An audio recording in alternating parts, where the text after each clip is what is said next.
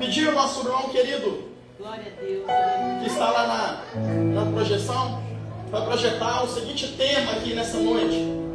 Repita comigo assim, ó: Jesus vem. Jesus vem. Esteja preparado. Esteja preparado. Mais uma vez, Jesus vem. Jesus vem. Esteja preparado. Esteja preparado. Mais uma vez, em alto e bom som, Jesus vem. Jesus vem. Esteja preparado. Esteja preparado. Meus irmãos, eu gosto dos mínimos detalhes. Aquilo que parece ser coisa da minha cabeça, mas depois eu sei que não é. Eu ia escrever este tema, o seguinte tema: Jesus vem, se prepare.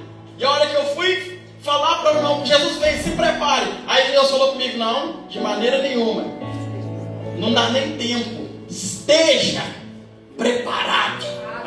Aleluia. Porque às vezes, irmã Dilcinha, se prepare, vem naquela conotação assim: olha, eu vou fazer alguma coisa a partir de amanhã, eu vou começar um propósito de jejum, de propósito com Deus, de isso, de aquilo outro, e vou mudar a minha vida, e vou mudar os meus hábitos, coisas que eu sei que não está agradando a Deus. Não, o Espírito Santo fale conosco nesta noite: amanhã não dá mais tempo, é hoje. Prepara-te, esteja preparado. Aleluia. Bendito o nome do Senhor Jesus. Eu gosto da precisão de Jesus. O Evangelho, ele é completo. Existem muitas pessoas que inventam, existem muitas pessoas que tentam incrementar, aflorar, enfeitar o Evangelho, mas o Evangelho não precisa de enfeites, de adornos. O Evangelho é completo. Aleluia. Eu fico observando como que Jesus, a precisão de Jesus. Se é o mesmo assunto, o porquê que ele profere 3 parábolas, mas preste atenção na chamada da responsabilidade. A primeira parábola, a parábola dos servos, ele fala assim: qual é o servo que o Senhor dele saiu e deixou ele governando? Deixou ele com a função, com a missão de prover. Isso fala de uma responsabilidade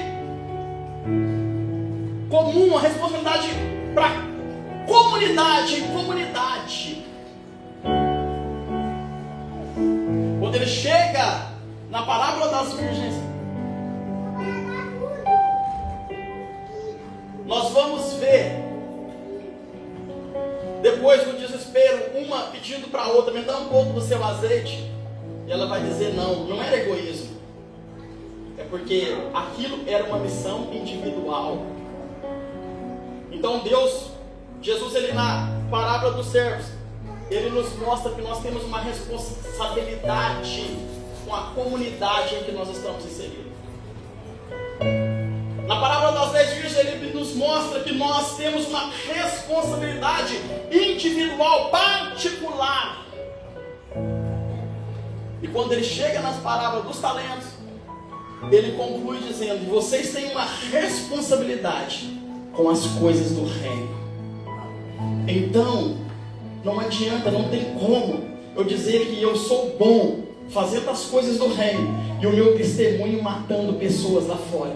Não adianta eu ter um testemunho bom lá fora, mas quando precisa de fazer as coisas do reino, aquelas que quando Jesus ainda tinha 12 anos, irmão evangelista Juliano, os pais deles voltaram preocupados e falaram: Jesus, o que você está fazendo? Ele responde com toda a autoridade: eu estou cuidando das coisas do meu Pai, porque isso me convém fazer. Não adianta nós cuidarmos bem das coisas do Pai, porque não vai nem ser possível se nós, particularmente no individual, nós não tivermos uma vida de santidade e de consagração a Deus. Então Jesus, ele começa na parábola do servo dizendo assim: olha, vocês têm responsabilidade no meio que vocês vivem. Vocês precisam ter uma responsabilidade individual, porque o pastor disse aqui nesta noite que pela salvação ninguém pode ajudar ninguém, você precisa conquistar a sua. E depois ele vai terminar dizendo: o reino está aí, as coisas do reino estão aí para fazer. E quem vai fazer? Foi também dado a nós, a confiança foi confiada a nós,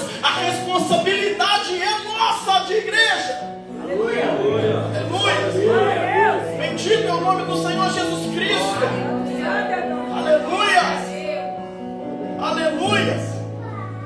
Aleluia. Bendito é o nome do Senhor Jesus. Jesus. Glória a Deus. Aleluia. Santo nome do Senhor. E aí, meus irmãos, presta atenção uma coisa.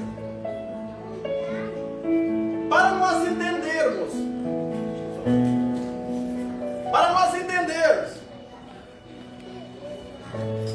a parábola das 10 virgens,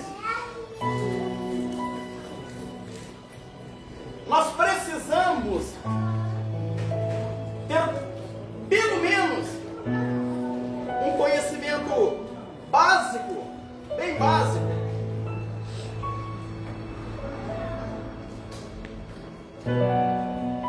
Fala, Deus. Nós precisamos ter um conhecimento bem básico sobre o casamento judaico antigo. Mas, irmão, isso vai dar muito trabalho. Mas se não tiver trabalho, não tem resultado. Verdade. Dá trabalho para mim também. Eu preciso que vocês se esforcem para poder entender juntamente comigo. Amém, meus irmãos? Amém. Por quê? Deus abençoe. Jesus, para proferir as parábolas, ele precisava de usar das coisas naturais. E às vezes ele vai usar uma linguagem de edificação. Você já viu Jesus usando uma linguagem de edificação?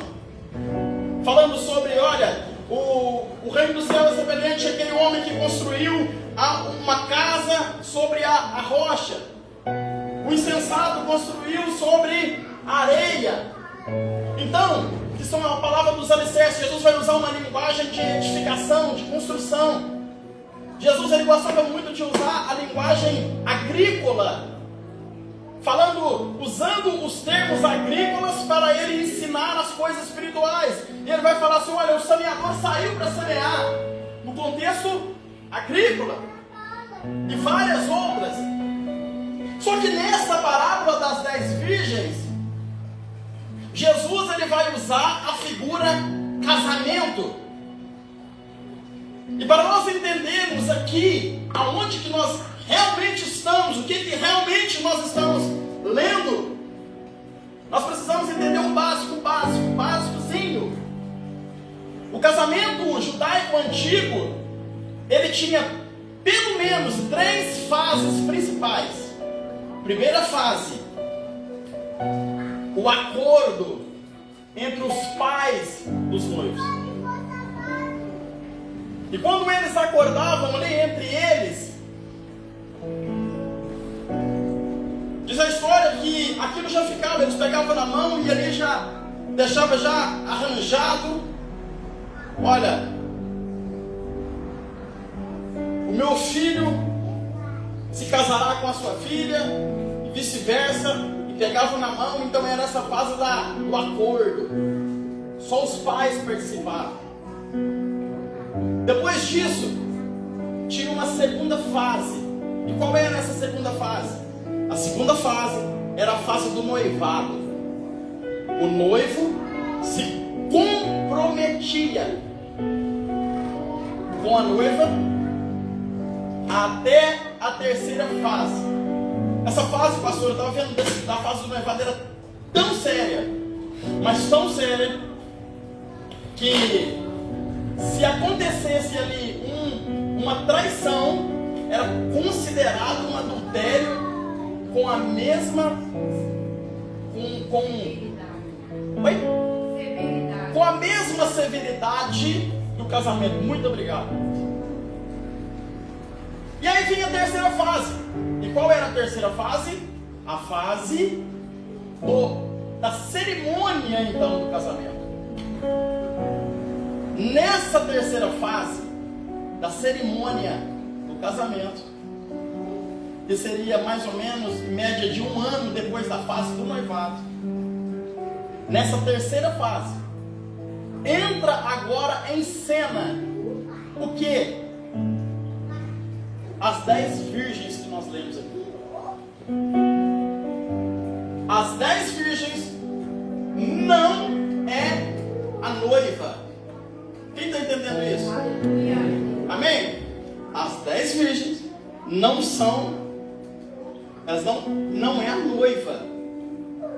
A noiva nos escritos antigos, até mais ou menos no século XII depois de Cristo, ainda alguns escritos antigos aparecia lá a noiva no texto.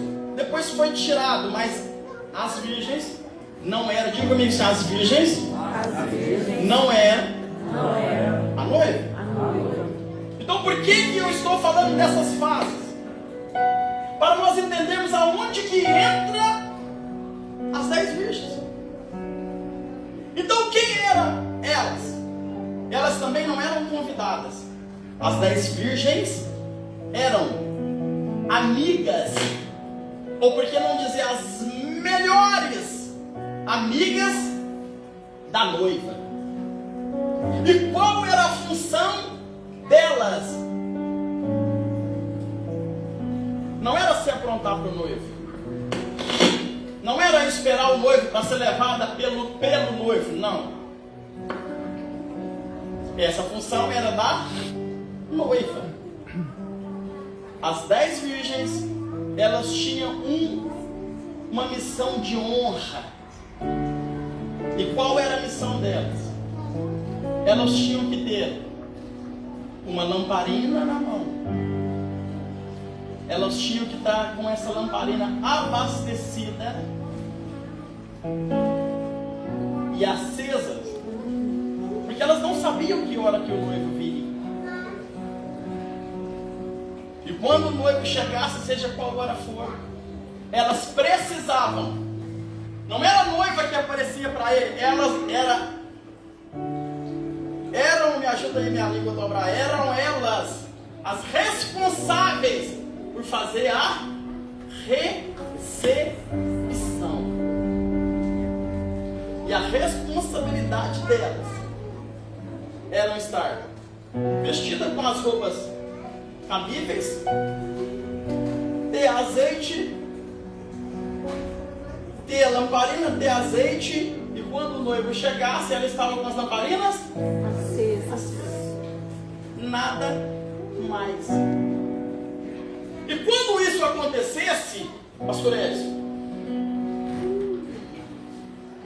elas faziam a recepção, a noiva aparecia, o noivo em uma procissão, em um cortejo, tomava a noiva, e todos seguiam então agora para as bodas, para a festa, que dependendo do poder aquisitivo do noivo, duraria até 7 dias de festança. Amém? Pois bem, o que acontece, meus irmãos? Qual é o problema aqui, então?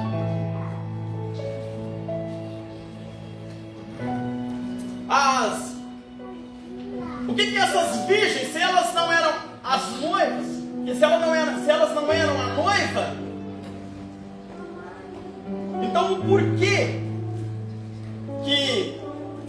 dessa, como diz a Mandilzinha, a palavra de Deus, essa severidade? Porque elas tinham uma missão.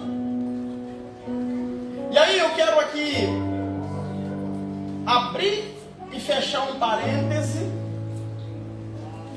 para esta parábola, porque muito se ouve várias correntes teológicas afirmarem quem essas virgens representam. São muitas, mas principalmente as principais 3 correntes teológicas vão dizer, pastor, que essas virgens, 5 loucas e 5 prudentes, são dois tipos de igreja: a igreja que vai subir e a igreja que não vai subir, baseado naquilo que Jesus vai falar, que um será levado, o outro será deixado, e aí vai.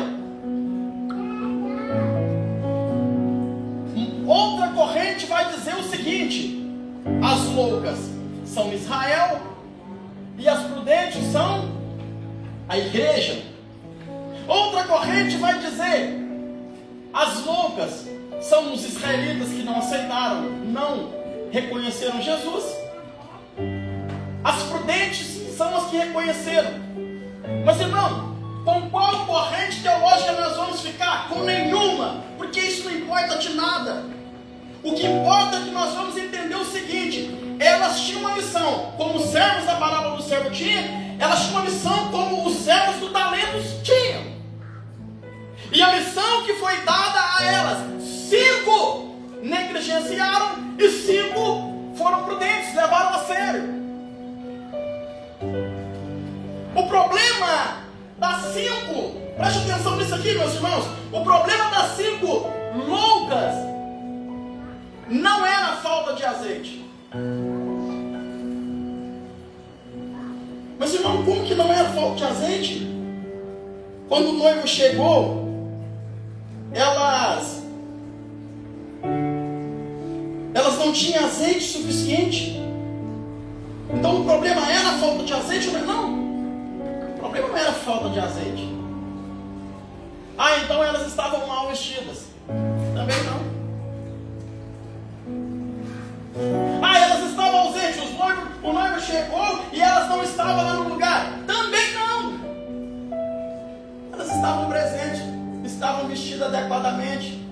E quando elas saíram para fazer esta missão, elas levaram consigo lâmpada e levaram também azeite.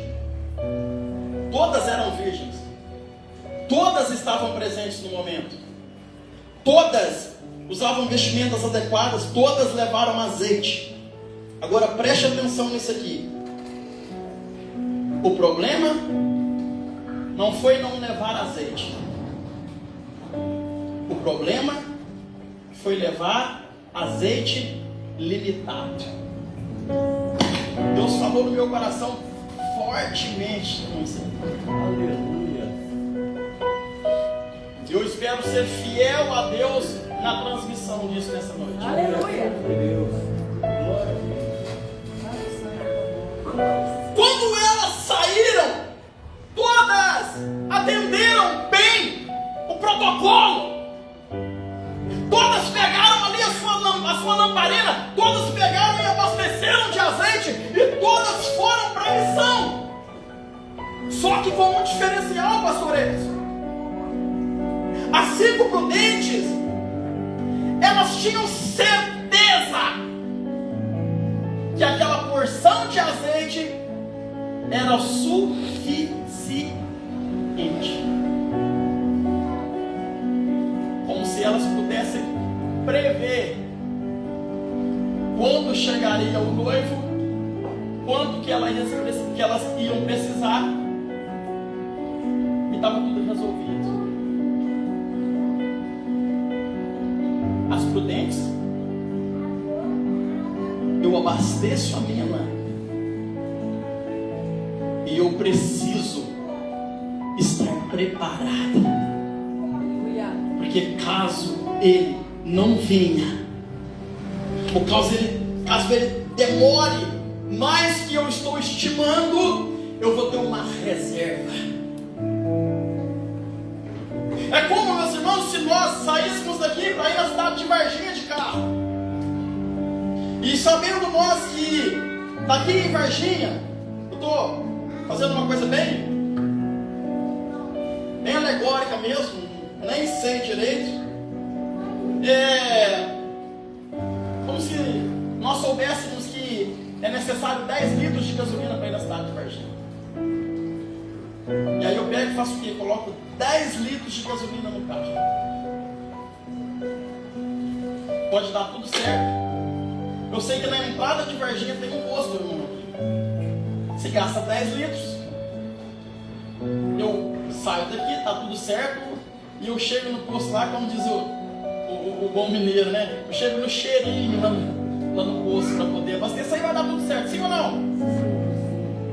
Mas se eu fizer isso, eu não estou contando que pode ter um imprevisto e pode ter uma placa na estrada que fala assim, olha, deu um desvio aqui, não dá para passar por aqui hoje. E nesse desvio eu posso gastar 5 quilômetros a mais. Mas irmão, o que isso tem a ver com a mensagem? Vamos começar a entender agora. O Senhor falava ao meu coração sobre ter azeite limitado.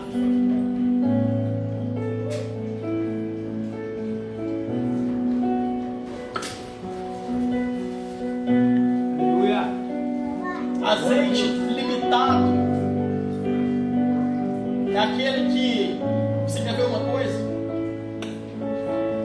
depois de um louvor abençoado igual esse, depois de orações, depois de o pastor falar aqui que Jesus está voltando, o ambiente ser propício, se eu perguntar agora, quem tem certeza da sua salvação?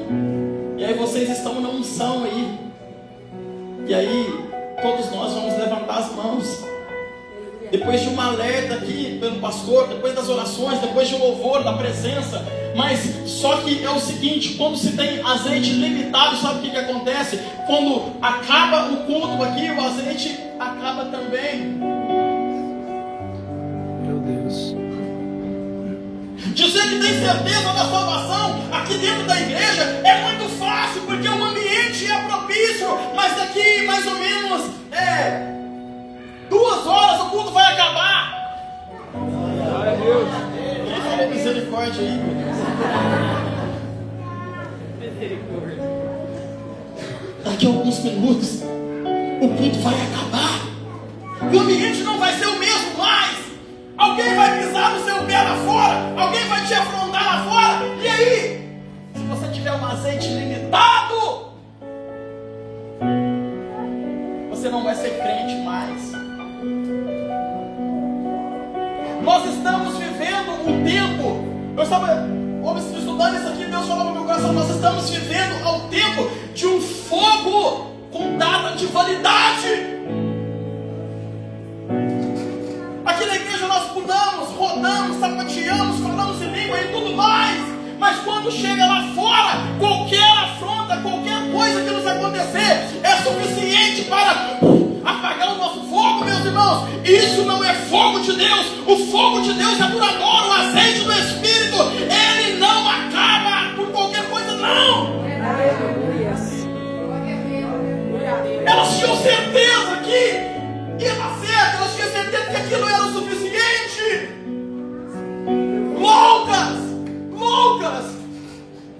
Loucas.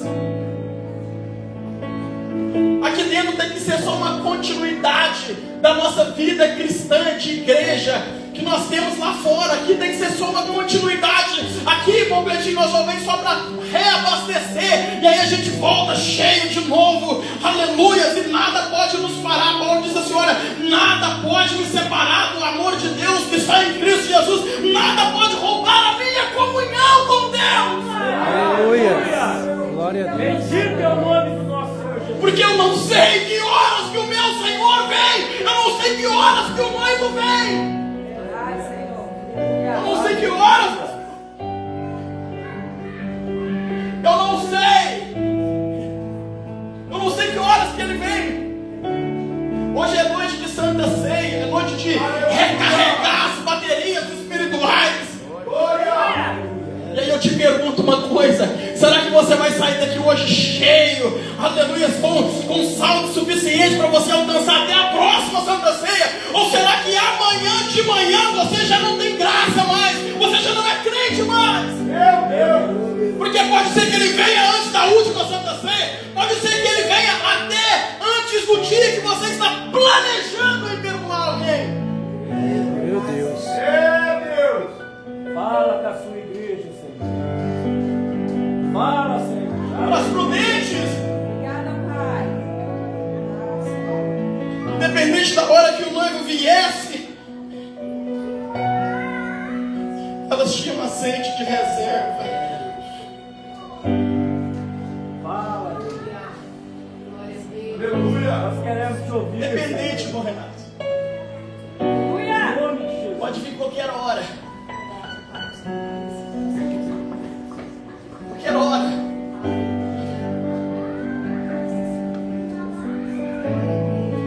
Glória a Deus.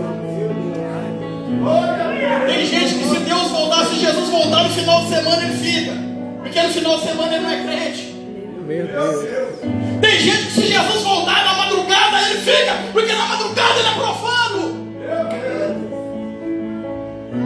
Se Jesus voltar no intervalo do café dele lá da empresa, ele fica, porque ele está totalmente não só sentado, ele está deitado, folgado na roda dos escarnecedores, falando mal de pessoas, defamando pessoas, falando palavras torpes, falando coisas que não agradam o Espírito Santo de Deus. Azeite limitado. vai ser pego de surpresa. Meu Deus.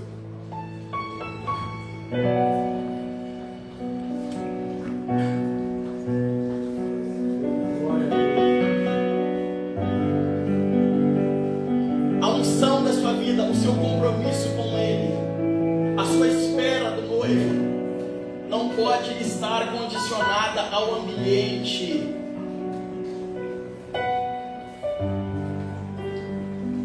Seja noiva aonde você estiver.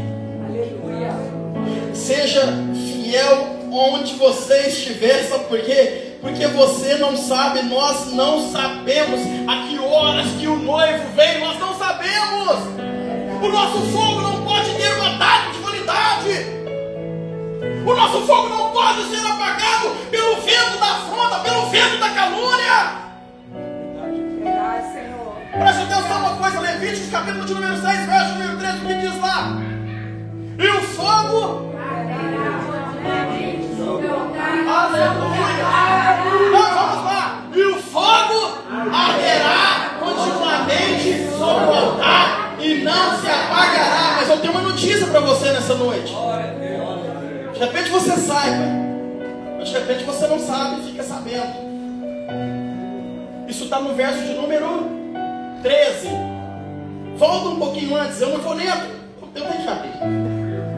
Preste atenção uma coisa, Levíticos 6, 13. Olha o 13. E o fogo deverá sempre queimar sobre o altar e nunca se apagará. Na versão que nós falamos, vocês falaram, e o fogo arderá continuamente sobre o altar e não se apagará. Isso é lindo, é ou não é? Maravilhoso. Mas eu tenho uma notícia para você. Volte, não precisa voltar muito não, volte no verso de número 9. Sabe o que vai dizer? Ordena a Arão e aos seus filhos, dizendo, esta é a lei. A notícia que eu tenho para você nessa noite, sabe qual é? O fogo arderá continuamente sobre o altar e não se apagará. Isso não é promessa de Deus não, meus irmãos. Isso é lei. É mandamento. E aí você vai ler, vai falar sobre as ofertas queimadas. E sabe o que acontece? Para este fogo arder continuamente sobre o altar, dava um trabalhão danado. E o sacerdote ia lá, colocava uma roupa, e ele levantava, tirava as cinzas, depois ele vestia outra roupa, pegava aquela cinza, jogava para outro lugar, voltava, fazia. O trabalho não parava, porque o fogo tinha que se manter aceso. Dá trabalho. Verdade, Senhor. Está preparado a qualquer momento, a todo tempo, dá trabalho sim. Mas é a única missão que nós temos. O que mais que as virgens tinham para fazer? Nada! Observem que todas dormiram, até mesmo as prudentes, e elas não foram culpadas, elas não foram castigadas por ter tosquelejado e dormido. Não, nenhuma foi. Mas elas foram culpadas porque elas não tinham azeite suficiente. Sabe o que nós aprendemos com isso? Nós vamos responder por aquilo que é responsabilidade nossa. O grito ia vir, elas podiam estar dormindo, não tinha problema. Alguém ia gritar, o noivo vem aí! Alguém ia gritar. Podia estar dormindo, elas não foram criticadas e nem corrigidas por estar dormindo. O problema é porque dormir ou ficar acordado ou dormindo não fazia parte da missão não, pastor. Fazia parte da missão era ter azeite o tanto necessário para fazer a única coisa que elas tinham para fazer, que era esperar o noivo. E nada mais. Nada mais. O livro da sabedoria, no capítulo de número 9, Eclesiastes vai dizer o seguinte, capítulo de número 9, verso de número 8, vai dizer o quê? Em todo tempo estejam alvos os seus vestidos e nunca falte azeite sobre a sua cabeça. Isso é sabedoria. Isso é sabedoria. responsabilidade. Aleluia, bendito é o nome do Senhor Jesus Cristo. É estar preparado em qualquer momento. Nós não sabemos que hora que vem. Observe uma coisa, o texto que nós vemos aqui no verso número 6 vai dizer assim, ó, e à meia-noite, mas isso não é comum. Isso não era comum. O noivo chegar à meia-noite. Ei, irmão, preste atenção uma coisa. Não é no seu tempo, não é no meu tempo, é no tempo dele. Jesus está voltando e nós não sabemos a que dia ele vai voltar. Nós só sabemos uma coisa: a vinda dele vai ser como a vinda do ladrão. Não é como os pagãos falam que ele vai vir vestido de ladrão, não, como um ladrão, porque ninguém sabe que hora que o ladrão vai vir. Não dá tempo. Não dá tempo de ficar com picuinhas. Não dá tempo. É verdade. E sabe o que aconteceu? Quando ouviu-se o grito, à meia-noite, que fala de imprevisibilidade. Ô Rodrigo, não deu tempo. Não deu. O que nós vamos fazer agora? Vamos sair para nós comprarmos. A história não fala, pastor, se elas saíram, se elas conseguiram comprar ou não. Bem provável que conseguiram, porque elas voltaram. Só que não deu tempo.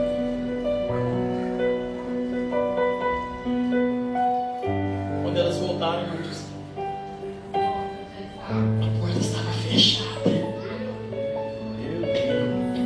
E aquele grito de desespero: por favor, deixe nós entrar. E a resposta não foi outra senão: eu nunca conheci vocês. Quem está aí de fora? Somos nós. Nós estivemos por tanto tempo te esperando, mas eu nunca conheci vocês. Agora preste atenção num detalhe que eu fiz questão de mencionar aqui. O que as virgens eram da noiva? Amigas, as melhores amigas. Espera aí. Melhores amigas da noiva, mas não conhecia o noivo.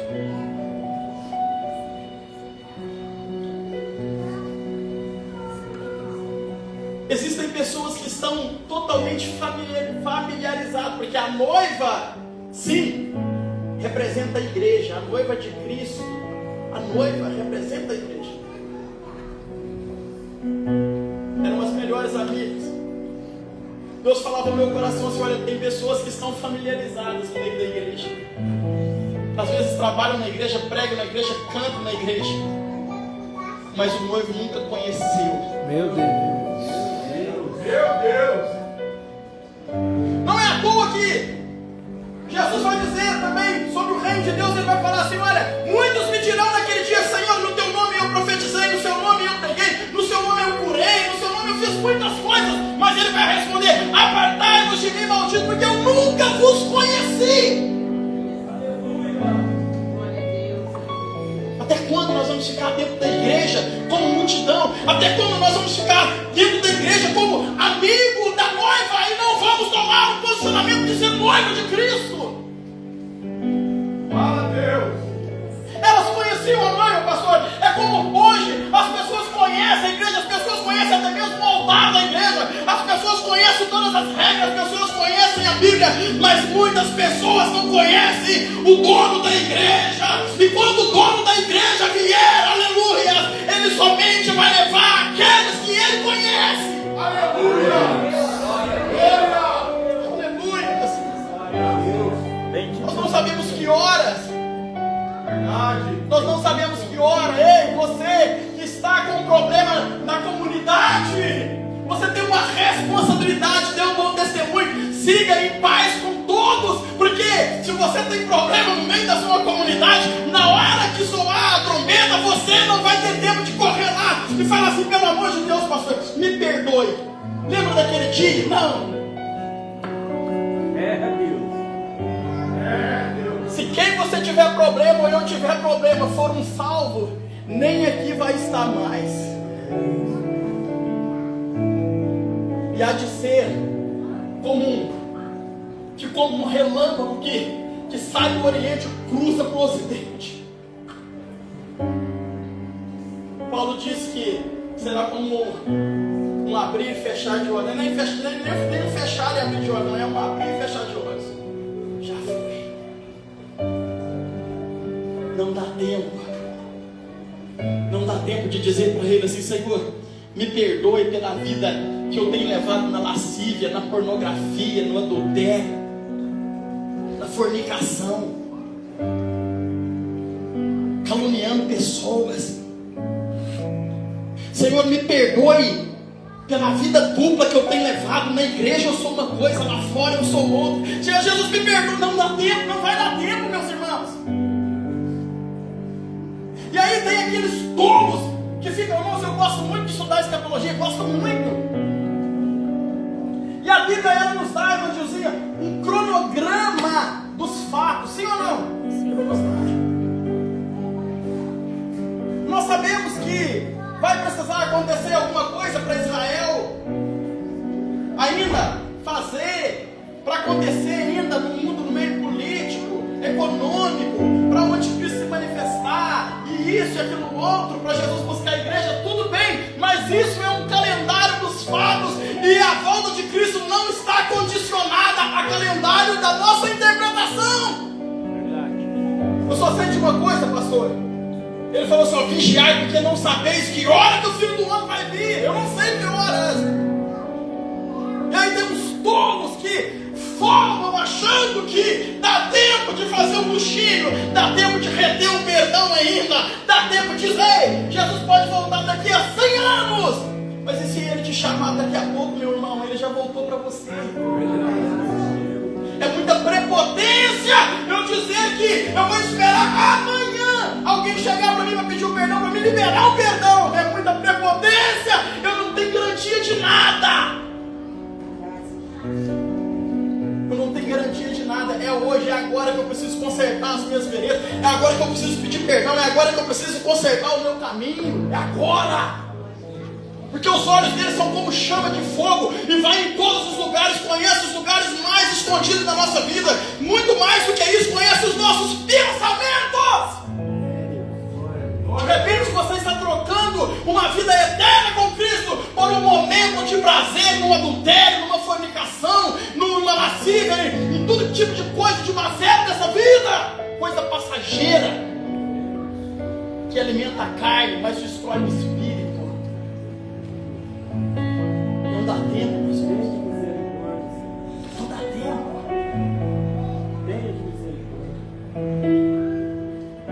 Não dá tempo de correr. Não dá tempo de ir ali pedir perdão. Não dá tempo. Não dá tempo. Em todo o tempo, que sejam alvos os nossos vestidos. Que nunca falta azeite sobre as nossas cabeças. Glória a Deus. Deixa eu dizer uma coisa para vocês. Eu vou testemunhar uma coisa que dessa semana. Não é para dizer que eu sou bom, que eu sou perdoador, não. É porque eu não tenho garantia de nada. Eu não posso estar com as minhas vestes manchadas. Eu tenho um terreno aqui na cidade, perto da minha casa. Alguns irmãos conhecem esse terreno. E